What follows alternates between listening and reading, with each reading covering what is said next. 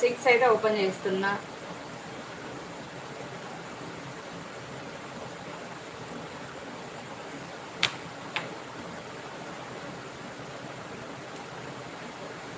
Number 6 ఎవరైతే కోరుకున్నారో మీ లైఫ్లో ఏదో ఒక మీరు భరించలేని బాధలో ఉండుండొచ్చు. సో మీ బాధను ఎవరికి చెప్పుకోవాలో అర్థం కాకుండా ఉండుండొచ్చు.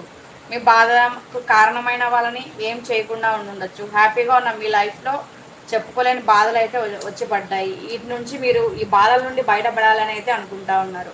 సో కొన్ని విషయాల్లో మీకు కూడా క్లారిటీ వచ్చింది, కానీ మీరు ఎవరికి చెప్పుకోలేకపోతున్నారు.